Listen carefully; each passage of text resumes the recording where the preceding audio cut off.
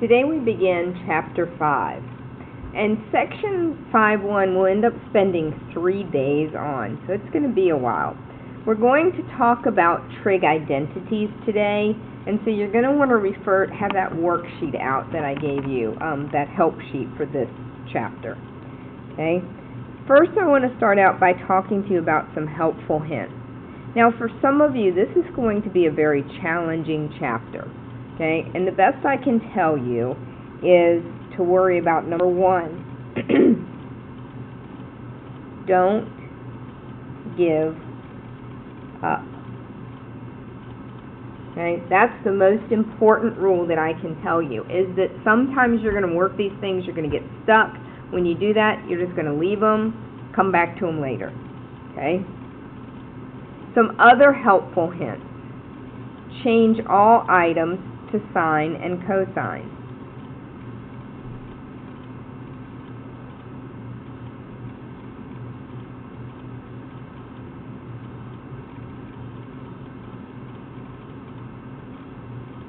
Three, only work on one side. I'm going to put a star by that.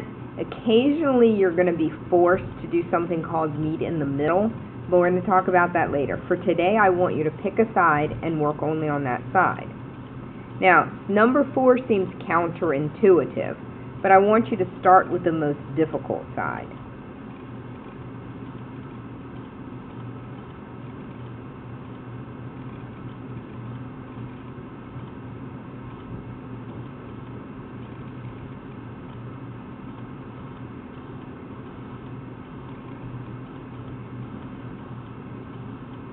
Alright, step 5. Remember your special Pythagorean identities.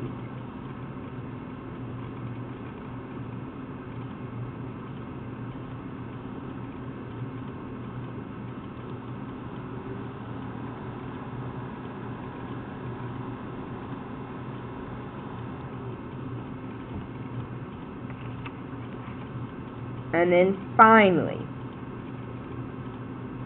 if you get totally stuck,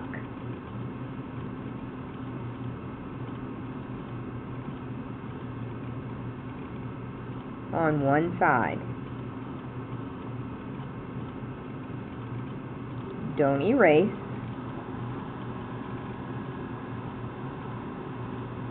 and try the other side.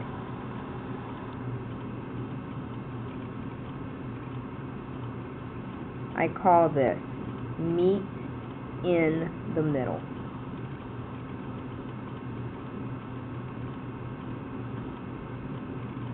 Okay? We're not going to do any that we do meet in the middle today. So that would be something helpful for next week, or for the next lesson. Okay, these are really like a puzzle. So those of you who loved proofs in geometry, this is going to be a very fun chapter for you. It's my absolute favorite chapter. But for others of you, this is going to be a little bit of a challenge. So, remember, I'm here in the morning for Fluco time, and I'm here after school on Tuesdays and Thursdays. Alright, I'm going to leave some space here because we may decide that there's other things we want to add to our helpful hints. Alright, let's get into an example.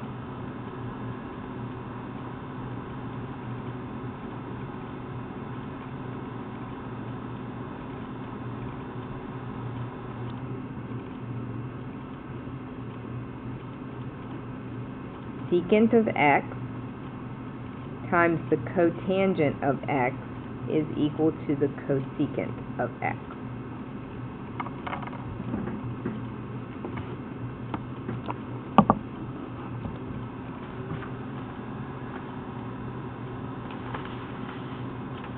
Alright, so let's get our help sheet out.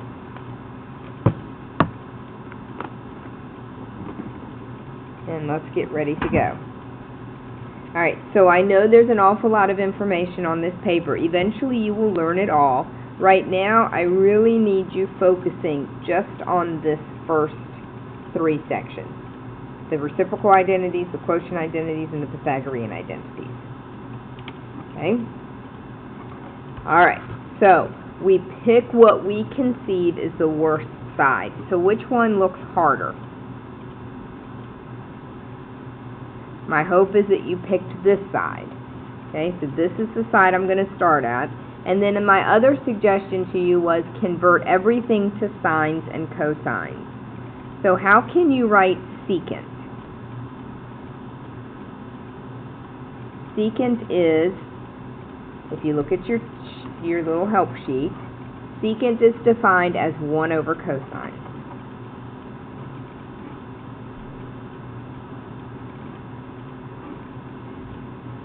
Alright, let's look at what cotangent is.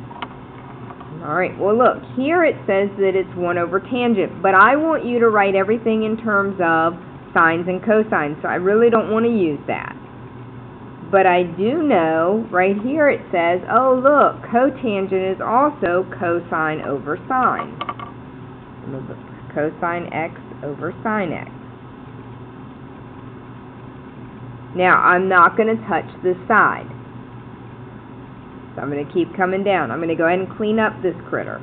I have the cosine of x over the cosine of x times the sine of x.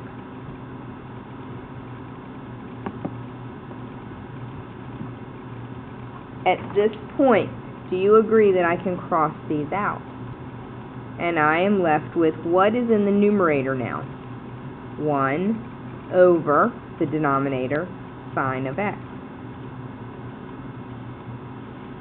Am I done? Well, I don't know. I haven't gotten to this yet, but wait a minute. What is 1 over the sine? 1 over sine is cosecant.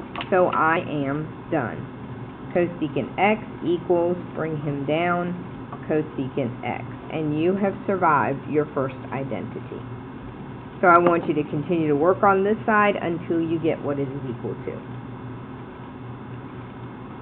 So far, so good. Let's try our second identity.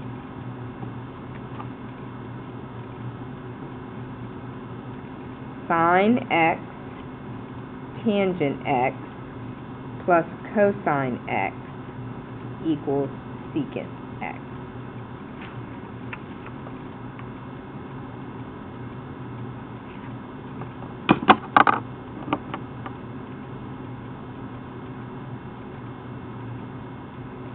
Alright, decide which side you think is the worst. That should be relatively easy for you. Alright, does everybody agree that this side is definitely worse than this side? So we're going to, again, start on this side. Nothing says we have to start on the left side, though. We always start on the one that's worse. Okay? Next step, I want you to convert every term on that side to a sine and a cosine. So this sine is okay. Tangent is what in terms of sine and cosine? Tangent is sine x over cosine x plus cosine x. Don't touch that. Alright, let's come over here and clean this up. Alright, so this is multiplication, so I get sine squared x over cosine x plus cosine x. So all I did was multiply sine times sine and get sine squared. Now, don't abandon it yet, because you can still work it. Do you agree that there is an imaginary 1 underneath this cosine? What do I need to get to be able to add these two fractions together? What do you need to be able to combine fractions? You need a greatest common denominator. So do you agree that this term needs a cosine of x?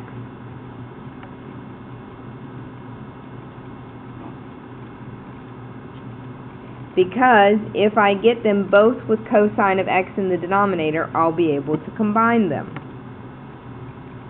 So this guy already has a cosine of x, so his numerator stays sine squared of x. But what do I need to do to this term to get him to have a cosine in the bottom? I would need to multiply by a cosine of x. And if I multiply the denominator by the cosine of x, I'll multiply the numerator by the cosine of x. So 1 times the cosine of x is the cosine of x. Cosine x times cosine x is cosine squared x. My reason for doing that is to get a common denominator so I can now put these two terms together. So let's do that. So in my numerator would be what? Sine squared plus cosine squared. And at this point you think, well, that didn't help me one bit. Well, I think it did, because remember, one of your helpful hints is remember your Pythagorean identities. What is sine squared plus cosine squared? Sine squared plus cosine squared is 1. So I can take these out and make this 1 over the cosine of x. And I'm almost out of paper, but that's okay, because what is 1 over the cosine? The inverse, or the reciprocal of cosine, is secant. And guess what? We are finally done.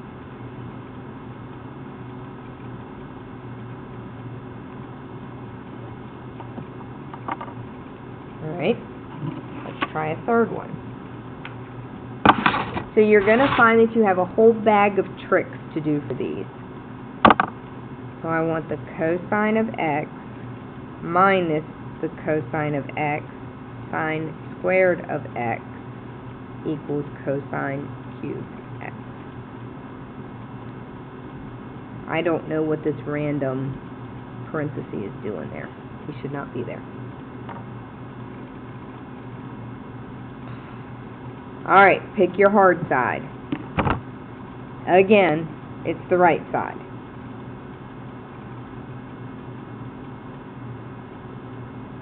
Turn everything in terms of sines and cosines, but they're already sines and cosines. Look for your Pythagorean identities. I got nothing. But I want to take you back to a problem. Let's leave sines and cosines for a minute. If I had x minus xy, what could you do with this? Couldn't you factor out an x and get 1 minus y? So at least that's progress. It's something. Sometimes you're going to try something and it's not going to work. But I got nothing else to try right now. So I notice cosine. I'm going to see what happens if I factor it out. So cosine x divided by cosine x is 1. Cosine x sine squared x, if I factor out a cosine, I'm left with a sine squared of x. Well, did that help me? Well, I don't know. Is this anything special?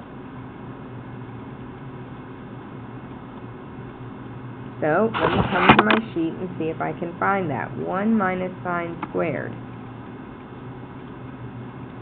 Oh, look.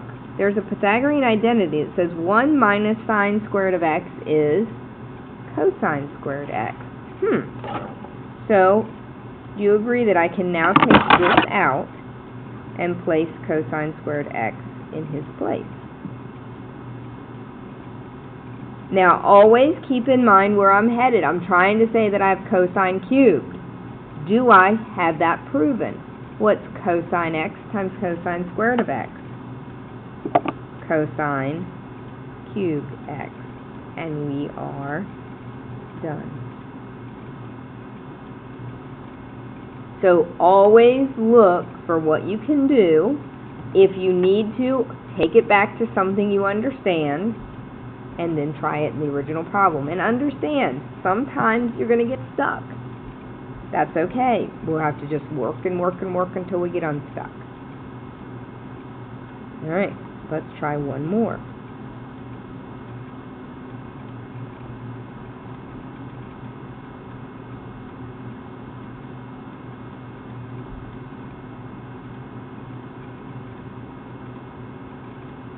Now, some people can't stand working with theta, So if that bothers you, feel free to change your thetas to x's if that would help you figure this problem out.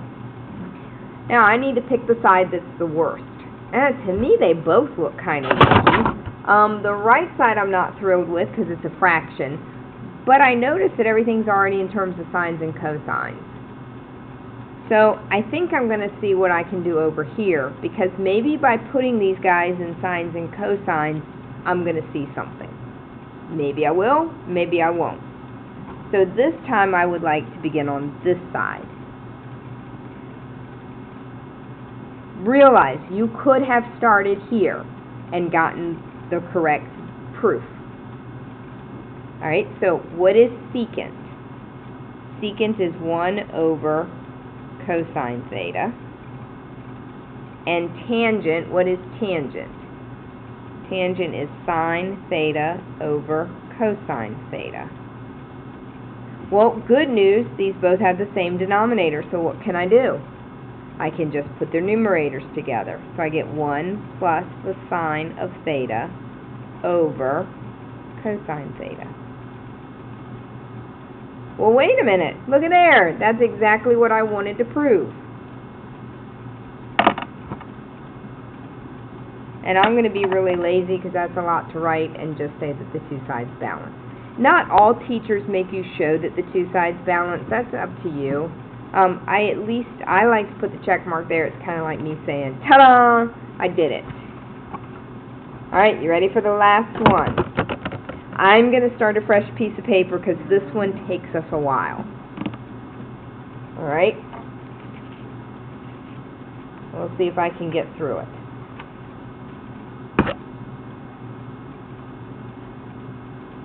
Cosine x over 1 plus the sine of x plus 1 plus the sine of x over the cosine of x equals 2 secant of x. Ugh. No me gusta. Alright, decide what side you'd like to start on. I'm hoping you said this one looks a whole lot uglier than that one. So let's start over here. What do I need to do? Everything's already in terms of sines and cosines. I have no Pythagorean identities. But do you see you have two fractions? So again, let's take it back to a simpler problem. If I gave you 1/2 and 1/3, what would be the first thing you do to try to combine them? Get a common denominator. And then you'd ask yourself, what do you do to 2 to get 6? Well, I'd multiply by 3. Whatever you do to the denominator, you do to the numerator. Okay? So, let's take it back to the problem at hand. What is their common denominator? Well, this guy needs a 1 plus sine of x, and this guy needs a cosine of x. So that's going to be my common denominator. 1 plus the sine of x times the cosine of x. So let's take just this first guy for a minute. He already has 1 plus the sine. He needs a cosine. So I'm going to multiply by the cosine of x, which means I have to multiply the top by the cosine of x. Cosine of x times cosine of x is cosine squared x. Alright, this guy, let's look at what he needs. He's already got his cosine. He needs a 1 plus sine.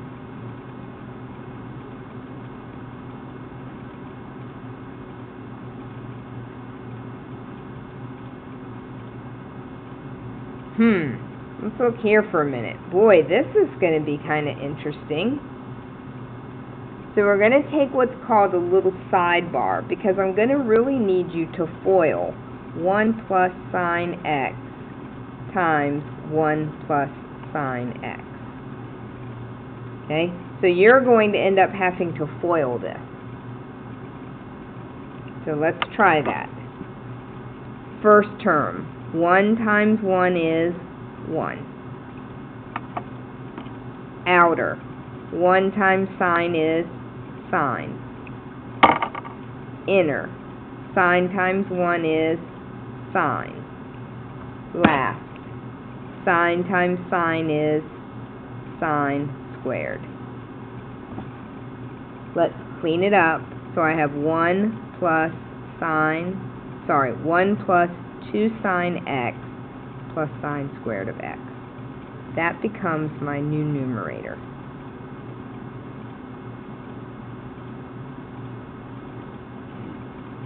Alright, that's where we'll leave off, and we'll pick up this problem tomorrow.